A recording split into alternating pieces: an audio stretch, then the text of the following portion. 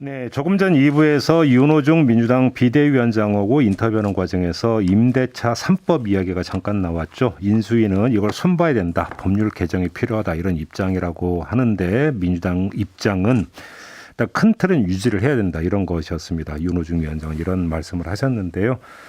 자, 이 문제 따로 떼어서 지금부터 전문가 모시고 좀 자세히 진단을 해보도록 하겠습니다. 한국도시연구소 최은영 소장을 스튜디오로 직접 모셨습니다. 어서 오세요, 소장님. 네, 안녕하세요. 지금 우리 애청자 여러분들의 이해를 돕기 위해서 일단 임대차 3법 간략하게 좀 정리해드리면 핵심 내용이 2년 임차 계약 후에 추가로 2년을 보장하는 계약갱신 청구권이 있고, 그다음에 임대료 증액 상한을 이전 계약의 5% 이내로 제한하는 전월세 상한제가 있고, 그다음에 계약 30일 이내 계약 사실을 신고하도록 하는 전월세 신고제, 요 세 가지인데 지금 인수위에서 손을 봐야 된다라고 하는 가장 핵심 내용은 계약갱신 청구제도 요 부분이라고 봐야 되는 거죠. 네, 계약갱신 청구권과 그다음에 전월세 인상률 상한제 이 두 부분에 관해서 핵심적으로 문제가 있다고 판단을 하고 있는 것 같습니다. 그러면 지금 인수의 논리는 이것 때문에 오히려 이제 그 세입자들의 부담이 가중이 된다는 점 하나. 그다음에 또 이제 보도를 보면 양도세 중과를 유예를 해서 그러니까 매물이 시장에 나오도록 유도를 해야 되는데 임대차 3법 때문에 오히려 매물이 잠긴다 이런 상황일 수도 있는 것 같은데요. 어떻게 보십니까, 소장님은? 네, 그런데 이제 그게 저는 왜 이렇게 임대차 3법을 가지고 지금 집권하기도 전에 이렇게 문제를 많이 삼고 있을까를 좀 생각을 해봐야 된다고 생각해요. 예. 우선적으로. 예. 근데 저로서는 이게 이제 다주택자들에 대한 혜택을 주기 위해서 그런 것 같다라는 생각이 듭니다. 그러니까 지금 임대차 3법은 법률 개정 사항이거든요. 법률에 의해서 사실 31년 만에 개정이 되면서 네. 세입자들에게 계약갱신권을 부여하는 세입자가 권리자가 된 거죠. 31년 만에 된 것이고 사실 굉장히 많은 국회에서의 논의가 있었죠. 사실은 이 논의의 과정에서 뭐 논의가 없었다고 이제 지금 곧 여당이 될 당에서는 얘기하지만 너무 길게 논의를 했거든요. 30년 동안 계속 논의를 했고 한 결과로 이제 저는 세입자 보호에 있어서 한 발을 떼었다고 생각을 하는데 지금 인수위의 인식은 아주 명확한 데이터를 얘기를 하고 있는 건 아니고 시장의 혼란이라는 아주 모호한 얘기를 하는 거예요. 네. 그래서 이게 전세의 월세화를 부추겼다 이렇게 얘기를 하는데 사실은 그런 객관적인 데이터가 그렇게 나타나느냐. 저희가 전세와 월세에 관해서 가장 면밀하게 알 수 있는 데이터, 가장 정확한 데이터는 5년마다 이루어지는 통계청의 인구주택 총조사거든요. 그 자료를 보면 전세의 월세화 경향이 우리가 수십 년 동안 이루어진 것이었는데 2020년에 딱 멈췄어요. 전국 전세 비율이 15.5%로 5년 전하고 동일하고요. 서울도 26.6%로 동일하거든요. 5년 전과.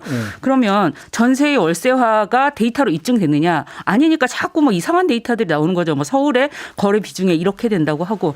그래서 저는 좀 명확한 근거를 가지고 좀 일단 얘기를 했으면 좋겠다. 그래서 전세의 월세화와 관련해서는 적어도 사실이 아니다라는 점을 그래요? 꼭 지적을 하고 싶고요. 근데 잠깐만요. 근데 많은 사람들이 체감하기로는 지금 그 방 알아보러 다니면 전세 구하기가 너무 힘들다 이런 얘기 많이 하거든요. 그럼 이건 어떻게 해석을 해야 되는 거예요? 그러니까 이제 개별 사례에서 그런 게 있다 없다고 말씀을 드리는 게 아니라 개인적으로는 힘든 상황들을 저도 주위에서도 보고 없는 게 아니고 근데 그럼 그게 이제 우리나라 전체 통계로 봤을 때 그러냐? 근데 그거를 전국이 아니라 수도권 특히 서울로 한정하면 어떻습니까? 서울도 아까 말씀드렸던 것처럼 26.2%에서 전세 비율이 25.7%로 0.5%포인트 정도 감소를 하긴 했지만 그 정도는 뭐 큰 변화가 없다라고 보는 게 오히려 더 정확한 진단이거든요.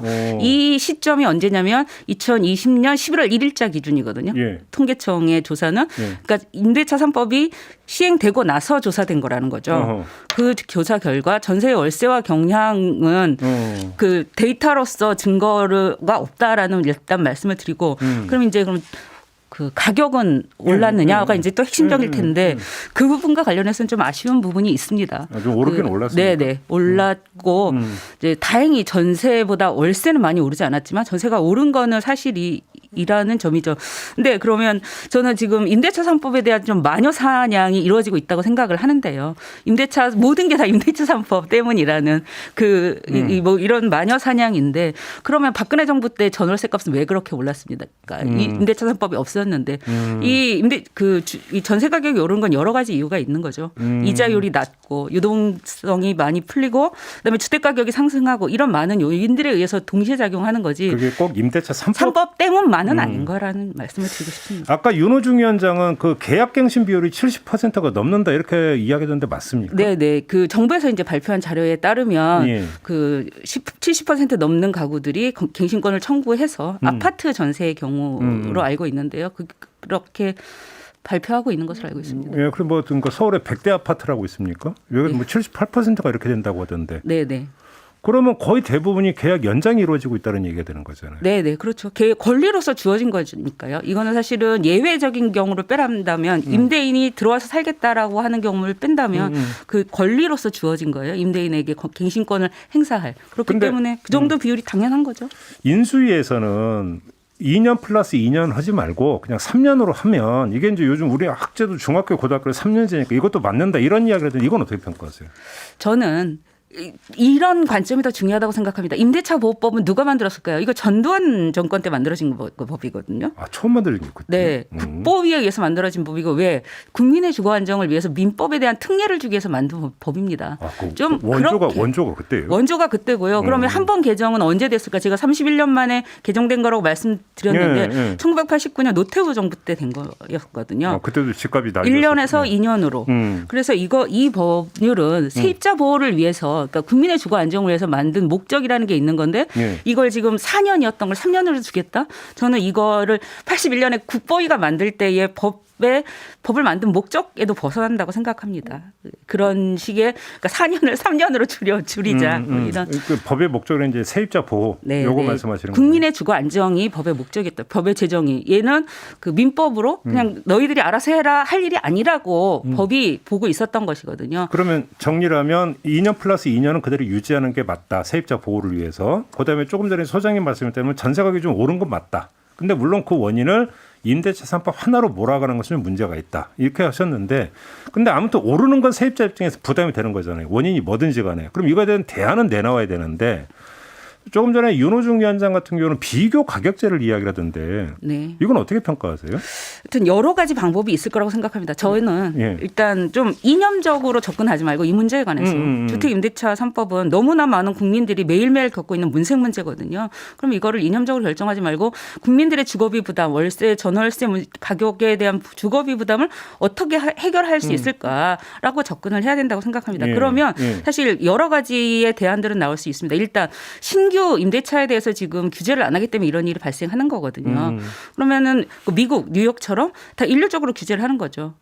거기는 그 위원회가 있어서 올해 임대료 인상률은 뭐 하나도 못 올린다. 내지는 3% 미만 뭐 이렇게 방법을 매년 그러면 이렇게 그 가이드라인이 제시가 되는 겁니까? 올해 이 최고 인상률은 몇 %까니까 더 이상 못 올린다 이렇게? 그런 제도가 있어요. 미국에? 미국의 뉴욕에서는 그런 방식으로 하고 있고요. 그러니까 우리가 방법을 찾으려고 하면 뭐 아까 말씀하신 표준 임대료를 도입을 하든지 다양한 방법이 있는 건데 이것들에 관해서 문제를 해결하기 위해서 특히 염두에 둬야 될 것은 주거비 부담이 우리나라의 지금 핵심 문제라는 겁니다. 그렇죠. 이 문제를 해결하기 위해서 그럼 어떻게 해야 될 건가? 그럼 이 문제를 그 뭐 3년으로 줄이고 혹은 그 임대인에게 많은 인센티브를 주는 방식으로 해결되느냐와 관련해서 그렇지 않다라는 걸 이미 문재인 정부의 경험을 통해서 보여줬잖아요. 그 주택임대 등록자에게 과도한 혜택을 주면서 결국 그게 시장에 매물이 안 나오는 문제를 사실 부분적으로 야기했어요. 긍정적인 측면이 없었던 건 아닙니다. 하지만 이제 그런 부분도 있었기 때문에 그런 방식을 통해서 지금 인수위에서 얘기하고 있는 방식은 우리가 이미 다 썼던 방식이거든요. 임대인에게 혜택을 주는 방식으로 안 되기 때문에 우리가 이제 권리로서 부여한 것인데 지금 오늘 보도를 보니까 인수위에서 다시 임대인에게 어떤 혜택을 주는 방안을 다시 만지작거리고 있다는 보도가 나오는데 이건 잘못 가고 있는 방향이라고 보시는 겁니까? 제가 아까 말씀드린 왜 이 임대차 3법은 지금 개정을 하기가 거의 불가능할 텐데 왜 이렇게 인수위에서 그럴까라는 걸 저는 좀 궁금해하는 이유가 그거라고 생각을 하는데요. 다주택자들에 대한 혜택을 주기 위한 것 아닌가라고 저는 좀 그런 생각을 지울 수가 없습니다. 그러면 지금 그 인수위에서 부동산 특히 이런 어떤 임대차 3법 문제를 이제 그 관할하고 있는 인수위원들의 마인드에도 문제가 있다고 보십니까? 네, 거기에 인수위원들 중에 어떤 분들은 뭐 임대차 3법을 도입하면 우리나라가 베네수엘라처럼 된다. 이렇게 매우 정치적으로 접근했던 분이 계신 걸로 알고 있는데요. 그래요? 뭐 다들 누군지 아실 것 같긴 한데 이제 그렇게 접근하지 말고 세입자들의 고통, 이 주택 가격이 상승하고 그거로 인한 전세 가격 상승으로 인한 세입자들의 고통 그리고 2년마다 이사 가야 했던 세입자들의 고통을 해결하는 방법으로 문제 해결을 초점에 두고 우리가 논의를 하는 것이 필요하다고 생각합니다. 그럼 우리 그 최원영 소장님 말씀과 아까 윤호중 위원장의 그 말씀이 겹치는 부분이 많은데 계약갱신 청구권은 안 건드리는 게 좋다. 그다음에 그 신규 계약을 할 때 이때 이제 그 전세가든 월세가든 펄쩍 뛰는 건 분명히 나타나고 있으니까 이거는 잡아야 된다. 잡아야 되겠어 정책 대안이 필요하다. 이 두 가지로 좁혀지는 것 같은데요. 맞습니까? 제가 네, 파악한 네, 게. 네. 그래서 이제 외국 같은 경우는 아예 가이드라인을 제시하는 이런 제도도 있다. 네. 이런 말씀을 주신 거고요. 요거 하나 좀 여쭤볼게요. 그러니까 재개발, 재건축 그러니까 규제를 완화하는 부분이 있잖아요. 이게 부동산 시장에 어떤 영향을 미칠 거라고 보세요? 재개발, 재건축 규제 완화는 결국 주택가격 상승으로 이어지죠. 그렇게 그리고 보세요? 주택가격 상승은 결과적으로는 전월세 가격 상승으로 이어집니다. 왜 이렇게 지금 전세 가격이 높아졌을까의 원인 중에 하나는 사실 매매가가 높아졌기 때문이고 그리고 그 원인 중에 또 하나는 전부는 아닙니다만 금리가 가장 큰 영향을 미치더라고요. 네네. 근데 재개발, 재건축을 완화하는 건 결국 저렴한 주택이 고가의 높은 아파트가 되는 것이거든요. 그런 방식을 통해서는 주택가격 안정이 쉽지 않다고 생각합니다. 근데 이제 그래야 공급이 늘어난다 이 논리잖아요. 근데 공급은 사실은 재개발, 재건축을 통해서 늘어나는 공급량은 매우 미미하다라는 건 이미 알려져 있는 사실입니다. 택지 개발을 통해서 신도시가 2기 신도시가 공급이 될 때 아마 기억하실 텐데 하우스푸어 문제가 매우 심각했던 그 시기가 2기 신도시가 실제로 입주하던 시기였거든요. 그러니까 주택 공급은 그렇게 택지 개발을 통해서 대규모로 이루어지는 게 훨씬 더 효과적인 것이지 재개발, 재건축이 그런 주택 공급 수단이 아니라는 거 사실 다들 아시는 거라고 생각합니다. 알겠습니다.